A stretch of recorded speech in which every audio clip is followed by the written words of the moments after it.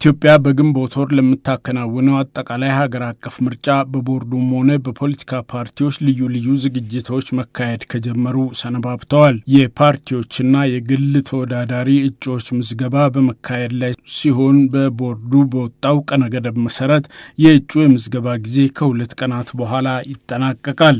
በፓርቲዎቹ በኩል የዲጂታል የምዝገባ ስርዓቱ የተመቸ አልሆነልንም፣ የመዘገብነውን ደጋግሞ ያራገፈብን ተቸግረናል፣ እንኳንስ በቀሩት ጥቂት ቀናት ቀርቶ ወርም ቢጨመር አይበቃም የሚሉ ቅሬታዎች ሲደመጡ፣ ቦርዱ በበኩሉ የምዝገባ ስርዓቱን አለማወቅ ካልሆነ በስተቀር የለማው የዲጂታል ምዝገባ ችግር የለበትም ሲል መልሷል። በፖለቲካ ፓርቲዎች በኩል ከጊዜ ይጨመር የምዝገባ ሂደት አስቸግሮናል ከሚለው ጥያቄ በተጨማሪ ምናልባትም በምርጫው ሂደት ውስጥ መቆየት አለመቆየታችንን የሚወስን ከፍተኛ ችግር ገጥሞናል በሚል ያነሱት ሌላኛው ጉዳይ ፓርቲው በፈለገው ስፍራ የሚፈልገውን እጩ አባሉን እንዳያቀርብ በቦርዱ መከልከሉን የተመለከተው ነው። ለምሳሌ አሁን የቦሌ መታወቂያ ያለው አንድ እጩ ሌላ የምርጫ ክልል ላይ መወዳደር አይችልም ነው እነሱ የሚሉት። በህጉ መሰረት ግን ይችላል። ምክንያቱም አልተሻሻለም። ያ ከተሻሻሉት አንቀጾች ውስጥ አልተካተተም። ካልተካተተ ደግሞ ገቨርን የሚያደርገው ሪፈር የምናደርገው የድሮውን ነው ማለት ነው። ስለዚህ እንደሱ አይነት ኢሹዎች አሉ። እንደ ቅንጅት ደግሞ ስትሆን ይገባሃል መቼም የሁለት የሶስት ፓርቲ አባላት ይሆኑና ከዛ ብዙ አንድ ቦታ ላይ ብዙ ነዋሪዎች ሊኖሩ ይችላሉ። ያንን የምታስተካክለው በማሸጋሸግ ነው፣ አንዱን ወደ ሌላ በመውሰድ ነው።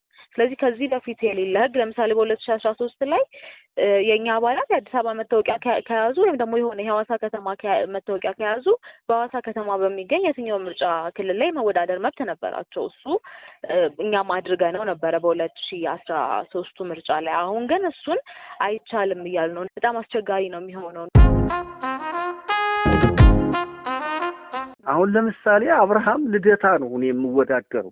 አብርሃም ቦሌ ሄዶ ሊወዳደርና ሊያሸንፍ ይችላል ብሎ ፓርቲው ካመነ ወደ ቦሌ ከላከኝ ስትመዘገብ ቦሌ ላይ ሂደህ ያለ የምርጫ እንትን ላይ ስትመዘገብ ሲስተሙ ራሱ ሪጀክት ያደርገዋል። እንደዚህ አድርገው ነው የገጠሙት። እኛ ተደጋጋሚ እንግዲህ የመዘገብነውን አብዛኛውን ካንስል ያደረገብን ከአንደኛው ክፍለ ከተማ ወደ ሌላኛው ክፍለ ከተማ ሄደ መመዝገብ አትችልም ይለዋል። አንዳንዴ ደግሞ ለምሳሌ መታወቂያ እንደምታውቀው በዚህ በልማት ስም አብዛኛው መሀል ያለው ህዝብ ያው በተለያየ ምክንያት የተበታተናል። ሌላ ቦታ ሄዶ መታወቂያ ወጣል። እንዲህ አይነት ነገሮች ከመታወቂያ ጋርና ከዚህ ከፋይዳ ጋር በተገናኘ ወይ ፋይዳውን አንዴ በፋይዳ መረጃውን ከወሰደና አንድ ፓርቲ ይመዘገብልኛል ያሸንፍልኛል ብሎ መረጃውን በፋይዳ ከሰጠ በፋይዳ መቀጠል ነበረባቸው። ፋይዳውን ተቀጥለው ፋይዳው ደግሞ የማያምኑት ከሆነ መታወቂያውን ቤዝ አድርገው መመዝገብ ነበረባቸው። ሌላው አሁን እንዳልኩህ ፓርቲው የትም ቦታ ያሸንፍልኛል ብሎ ካመነ አስፋራስ ፓርቲው ህጋዊ እንደመሆኑ መጠን ሌጋል ፐርሰናሊቲ እንዳለው መጠን የሚፈልገውን አባል የትም ቦታ ማስመዝገብና እንዲወዳደርለት ማድረግ መብቱ ነው። አዋጁም ይደግፈዋል።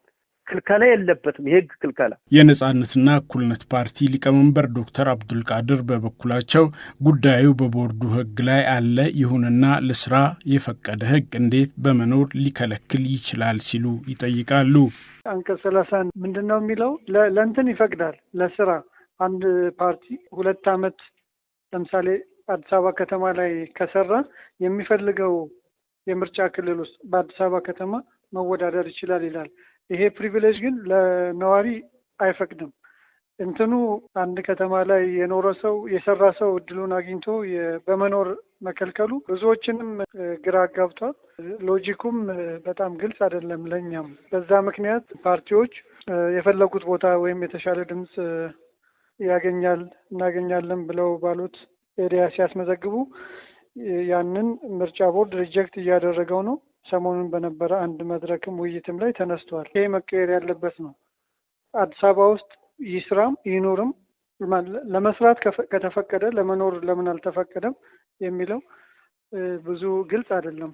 አንዳንድ የምርጫ ክልሎች ላይ ብዙ እጩዎች ካለ የሆነ ቦታ ላይ ደግሞ ክፍተት ካለ እነዛን እንድናወዳድርም እንድናቀርብም ይረዳናል። የፖለቲካ ፓርቲዎች ያነሱትን ቅሬታ በተመለከተ የቦርዱ የስራ ኃላፊ ይህንን ምላሽ ሰጥተዋል። በፓርቲዎች ዘንድ ያለው አረዳድ የነበረው ግን ህጉ የማይጠቅሰው በአዲስ አበባ ውስጥ በየትኛው ምርጫ ክልል የትኛው እጩ መወዳደር ይችላል የሚል ነገር ግን በህጉ ላይ እጩዎችን ማቅረብ የሚቻልበትና አንድ በምርጫ መወዳደር የሚፈልግ ዜጋ ከአንድ ምርጫ ክልል በምን አይነት አካሄድ ነው በእጩነት ተወዳድሮ ያን አካባቢ ሊወክል የሚችለው የሚለው 3 አማራጭ ነው የተቀመጠው። በዛ አካባቢ በመወለድ ነው ማረጋገጥ አለበት።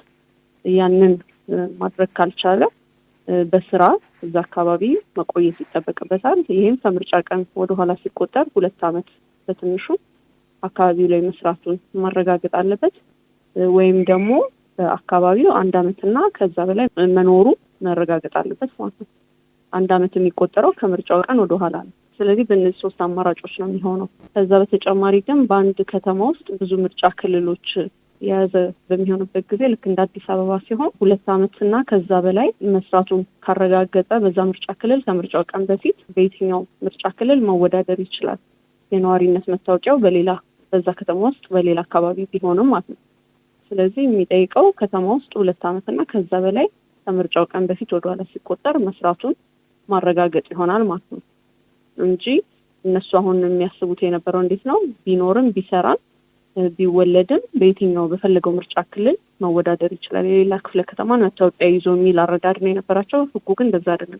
የዲጂታል የምዝገባ ስርዓቱ በአግባቡ ለመመዝገብ ስላልፈቀደልን ጊዜ ወስዷል። እናም ፓርቲዎች በበቂ እጩዎቻቸውን እንዲያስመዘግቡ ተጨማሪ ቀን ሊሰጥ ይገባል የሚለውን ጥያቄ በተመለከተ የስራ ኃላፊዋ ቀነኒ ኢንሳርሞ የጊዜ መጨመር አለመጨመርን በሚመለከት አሁን ላይ መናገር አይቻልም ብለዋል።